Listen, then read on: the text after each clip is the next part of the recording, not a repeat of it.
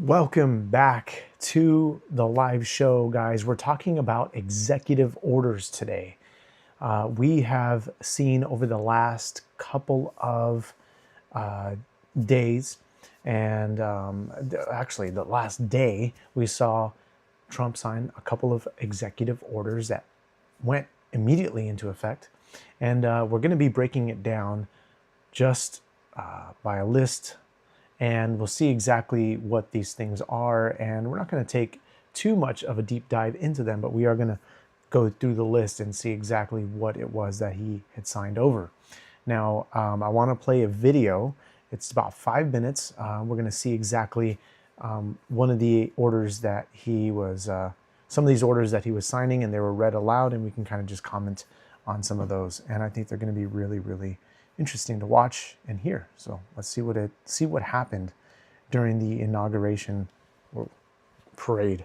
Sorry about that little bug. You have that other one to sign? Sorry, what's it? You have the other one to sign? We don't have it over here yet, sir. We'll have it for you back at the over. The first is the rescissions of 78 Biden-era EOs and presidential memoranda.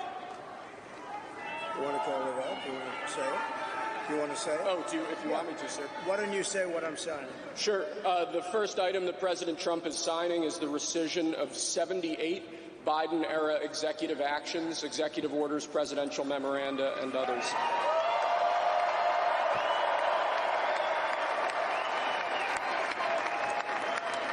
Thank you, sir. Look at that. Look at that. Thank you. The second item, President Trump, is a regulatory freeze, as you announced in your speech, preventing bureaucrats from issuing any more regulations until we have full control of this, the government and this administration.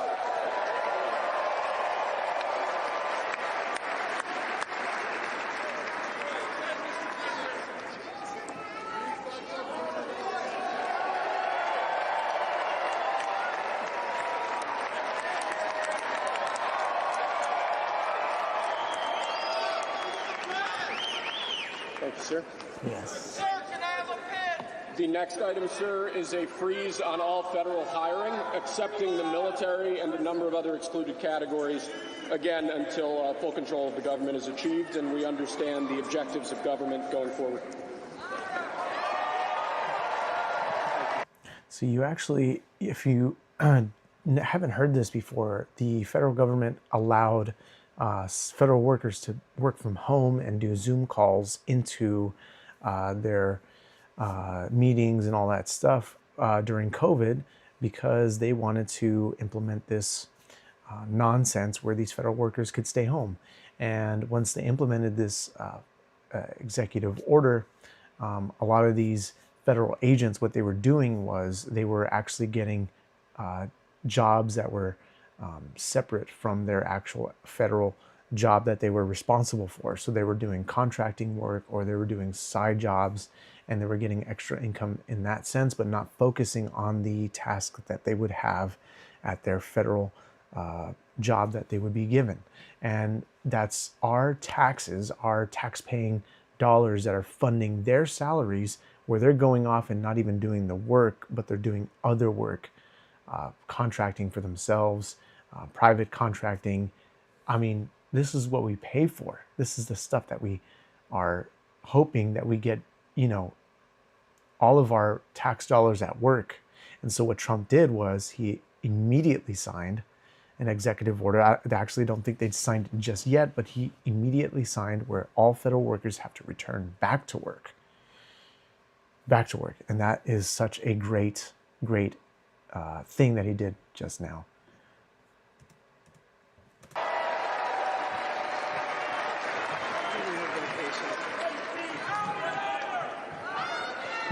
Could you imagine Biden doing this? I don't think so. I don't think so. Sir, the next item, as you announced in your speech, is a requirement that federal workers return to full-time in-person work immediately. That's crazy.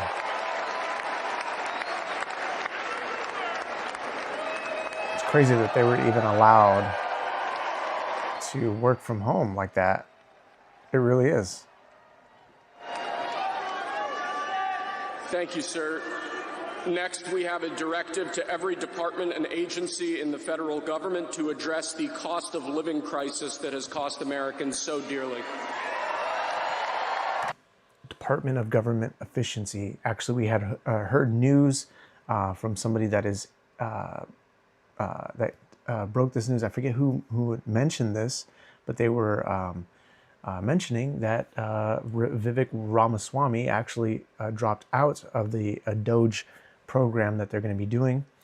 We actually saw a article today that they tried to sue Doge immediately as soon as it came into effect, and but there's no members officially formulated yet. It's just there's apparently 20 that are on this board where they're going to start deciding the government efficiency throughout our government to be able to figure out where we can cut spending and all this stuff. And they're already trying to sue because bureaucrats basically want to be able to allow themselves to be embedded within the board of this Department of Government Efficiency so that they can control and still spend what they want to spend, because they've inflated their salaries so much that they want to keep living fat in this manner. And it's unfortunate that they want to do this, but their evil intent is to obviously keep the Americans poorer and keep the rich richer. This is what America was founded on. America was founded on the ability to grow ourselves with our own businesses, not be employed, but be the employers of our businesses. And it's unfortunate that we have been put in a place where we're so poor that we can't even afford to buy groceries. We can't even afford rent. Rent is at an all-time high, where we can't afford single bedrooms because now they're at $2,000 a month for a single bedroom. I mean, studios, forget it. They've gone up substantially. 2 bedrooms, I mean, you're going to be in debt paying a 2-bedroom apartment. This is the unfortunate nonsense of the last 4 years finally getting rid of with these executive orders. So let's continue on with everything that is going on here on the executive orders that we saw yesterday.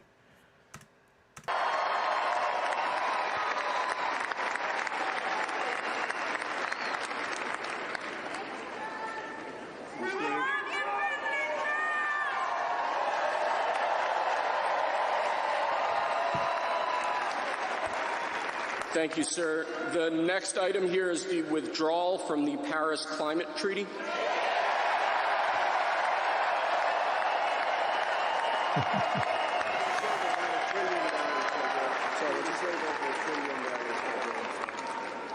Yes, sir.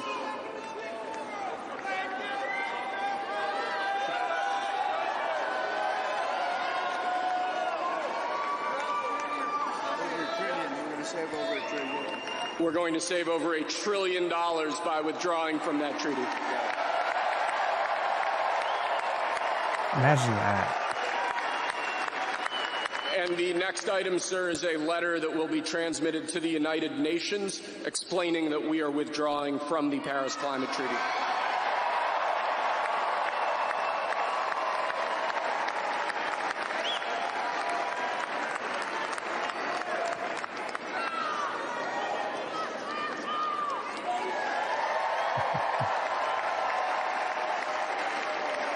Thank you, sir.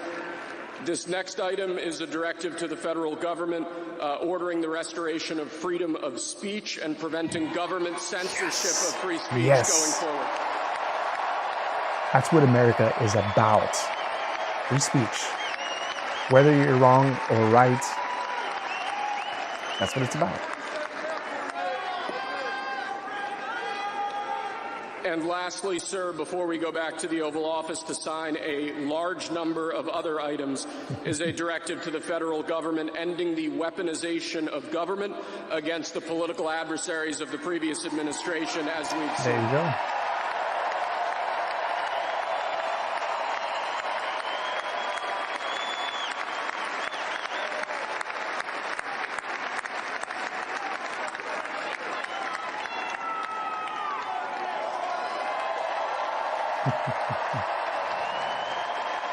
Thank you very much, sir. Appreciate it. And they went on to go and do many more executive orders after the fact that this happened. They went and they did that. And there was so much that they signed over. And we'll go over that list right now. But the crazy thing about all this is that we have a president who has been persecuted like no other.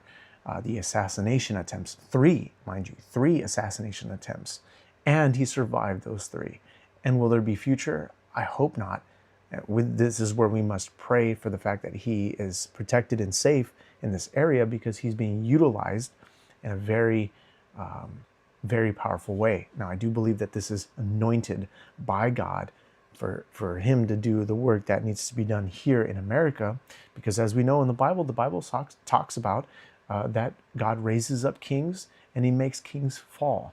God puts these types of people in power.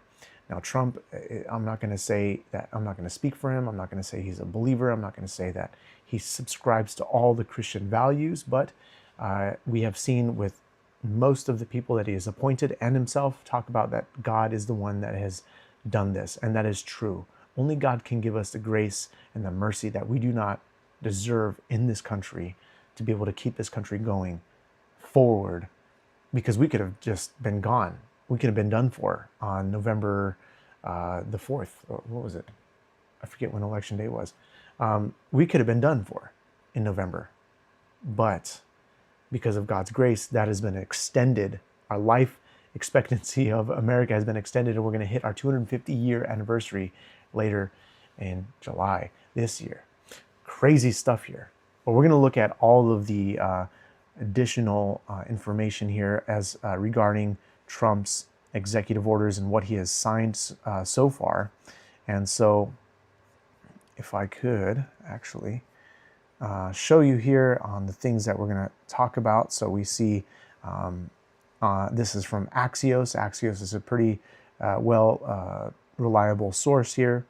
And we can start with Trump declares national emergency on at the Mexico border. And so it says Trump vows to deploy troops to the region, including the National Guard.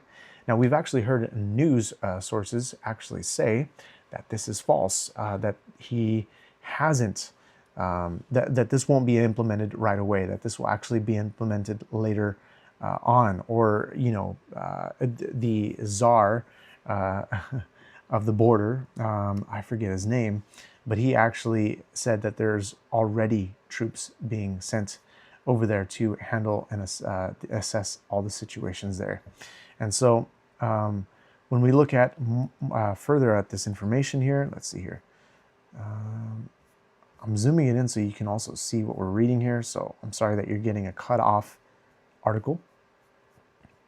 But we see that he declares a national emergency, which is great. So it says Trump designated certain international cartels and organizations such as, I'm not going to pronounce that because I suck at pronouncing Spanish, Tren de Aragua and MS-13 as foreign terrorist organizations, and announced plans to invoke the Alien Enemies Act of 1798 to target them. Trump suspended U.S. refugee admissions programs, resettlements, right, is what they're called, until such time as the further entry into the United States of refugees aligns with the interests of the United States. Homeland Security will report back within 90 days whether resuming refugee entries will be in the interest of America. They actually removed the app that you can actually utilize for asylum. This was one that Biden had administered during this policy that he made. Now, he instituted back a Remain in Mexico policy, ending the program that released asylum seekers into the U.S. While their cases are considered. So there used to be an instance where they would have to go back to Mexico and remain there while their case was being considered. The catch and release is you catch them in, at the border and you release them into the United States, where they can wait for their case to be fulfilled, and they can just stay there and be protected by the U.S. It says the U.S. Customs and Border Protection website on Monday said Monday that appointments made through the CBP One app, this was the app I was talking about, at certain border crossings have been canceled. Hours later, Trump nixed the program completely. And this is all this stuff we're saving millions upon millions, even trillions of dollars on some of the executive orders that he signed. And that's going to help us, the Americans, to be able to live sustainably because we're not spending all this garbage money, our hard-earned dollars on nonsense items that the Biden administration has put forth. The groceries are going to go down soon, hopefully enough. Hopefully enough, guys. Hang in there. Birthright Citizenship Executive Order. Now, I'm just going to summarize this one, but basically, the Birthright Citizenship Executive Order, this was instituted way back, and the original intent was to basically allow slaves to, when they came here, they would give birth to their children, and their children would automatically have a birthright citizenship for the United States of America. Now, this was reversed, and now that anybody who comes into the United States who is entering illegally, their children will not have a birthright citizenship. Now, I'm summarizing it in probably a very poor manner, so if I've got it wrong, please feel free to comment and let me know what's going on. And so here we go here. And Veneria wanted to comment. It says, "Hi, I'm new here, but hey, where's everybody? Thanks for joining the stream. We are just going over some of this stuff on the executive orders. Thanks for joining us again, and we're just going through. And if you like this, feel free to share it, and we'll see exactly who else joins in and just follows along this this stream. So we have the Paris Climate Treaty. This is the one that he mentioned in the video, where he actually said that we're going to be saving trillions. I think it was this one, that trillions that would be saving by withdrawing from the Paris Climate Treaty. And it says it takes a year to withdraw from the agreement. Someone from Axios reported, that's Andrew Friedman. And it says Trump also took aim at the Biden administration's federal procurement targets to clean power, electric vehicles, and other energy goals. And we saw that this was a huge mandate that was ordered by Biden. And of course, Gavin Newsom was pushing this, along with not having gas stoves for the effect of 2025, where we wanted to get rid of all the gas stoves, and we wanted to implement electric vehicles within 2030. And that honestly was just gonna, I live here in California. There is blackout after blackout after blackout. Rolling blackouts is what we call them, or brown outages. And this honestly sucks because you get one day power just goes out, and in some cases power is out for days or hours, and it sucks. Now, Trump also did an executive order targeting DEI, that's diversity, equity, and inclusion, and transgender Americans. And so when he established this, these sexes are not changeable and are grounded in fundamental and incontrovertible, controvertible reality. His executive order read, transgender Americans were a central target of Trump's often hyperbolic and outright false campaign trail messaging. And it says he also rescinded a Biden administration provision that allowed transgender people to serve in the military. And Trump did not immediately ban trans military personnel from serving, as he did under his first administration, but he paved the path to revive the ban. And then we go on to see the other executive orders affecting federal workers. This is the one that I talked about, where it talks about bringing them back to work, where they have to go into the office. So here, this is one point that I didn't bring out with these federal workers, is they were actually, when they would do their contracting jobs, they were only required to work 2 days out of the week in the office. So what they would do is they would go at the end of the month and at the beginning of the month, the 31st and the 1st, or the 30th and the 1st. And they would do just 2 days of work in the office, and then the rest of the 2 months, they would either not do any work or do other work on the side. And that is unfortunate. But Trump also signed several other provisions that will impact these government workers. He required a full-time return to in-office work for federal employees, which they must be upset. I probably would too if I was taking advantage of this, to be honest with you, because it would be nice to be home and getting paid all this fat money to not do any work or to do other work on the side and still get paid by the federal government. But that is obviously shady. And it's just crazy where our money is going these days. And it says there's going to be a hiring freeze, but it does not apply to the military or immigration enforcement, national security, or public safety. He reinstated also first-term Schedule F executive order, which would make it easier to fire civil servants deemed disloyal. And we'll go on to January 6 pardons. He actually already pardoned approximately 1,500 pardons. Some a full pardon and some, I forget the name of it, where it's not a, boy, I forget the name of it, but it's like I wouldn't say partial pardon, but I'm not going to go there because I don't know the exact word that I'm looking for. Pam Bondi said that she would be looking for a case-by-case basis, and she wasn't going to go and fall into the nonsense that Adam Schiff was talking about. This was a video that I posted, or actually went live on a couple days ago, that you can watch.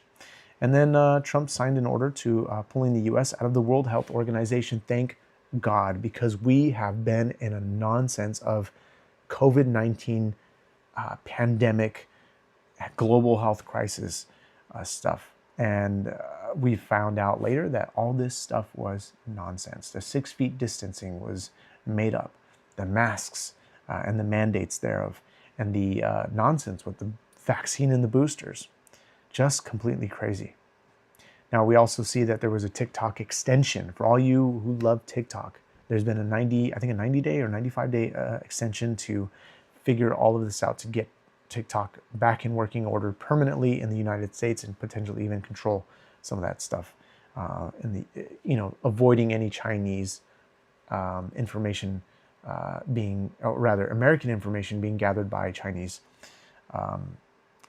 companies. But we all know that Facebook, Instagram, YouTube, Google, all these websites, they track and they grab all of this information from you, and they start to push out ads and all this stuff in front of your face. So it's not something that is new, but it has been done, unfortunately. But they want to try to make it more efficient. So Doge and more executive orders. Of course, we talked about Doge just a moment ago, and how, actually the TikTok ban is for 75 days. I'm sorry, not 90 or 95 days. But the Doge Department of Government Efficiency, Vivek Ramaswamy, who actually backed out of the Doge program, and he has plans, or says there is plans for Ohio. He might be running for governor. I'm not exactly sure, but he says those plans will be announced soon for future endeavors. That's why he wanted to step out. I'm guessing he wanted to step out after this whole thing kind of went through, because if he stepped out before, I don't know, maybe it would have affected something. I'm sure he had plans to do that since way before. It's not like just on the whim, hey, I'm going to step out. I don't want to do this anymore. I think it was something that they were probably communicating amongst each other, and he officially made that decision to do so after the election and everything. And so when we go to something here that is mentioned on the whitehouse.gov website, talks about some of the executive orders here. And you can go to this website and really see exactly all the things that were kind of laid out on this page here.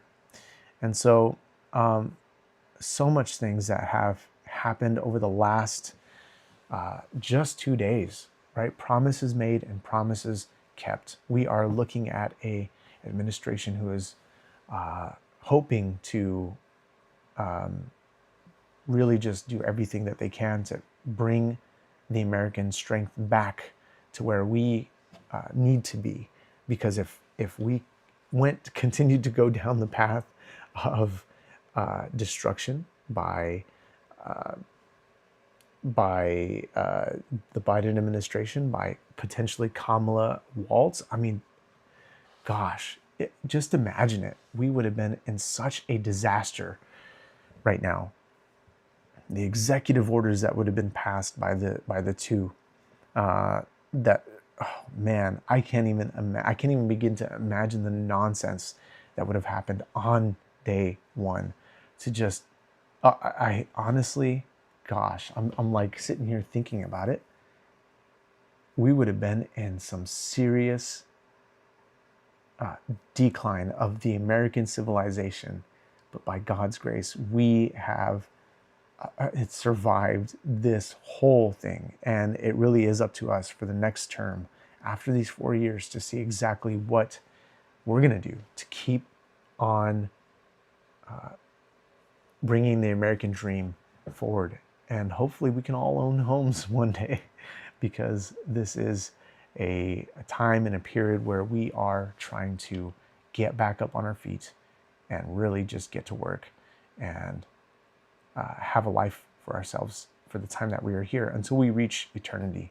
So guys, I want to thank you so much for joining me on this podcast. I don't have to explain to you to like the video, share the video, all that stuff, because if you like it, you're going to do it. If you don't, whatever it is. But I thank you so much for joining me on this podcast. Please go and find me on Apple Podcasts. You can find me on TikTok and YouTube, of course, here on this platform. You can just go ahead and look for my content there if you want to see all the other content. I do biblical, faith-based Christianity content to teach you how to walk biblically according to what the Word says. So, guys, thank you so much for joining me. This has been a great segment here, and we'll keep on doing live shows like this. Thank you again for joining me, and we'll talk about more to come during these next 4 years. So stick with me, and I'll see you guys in the next one. Peace out.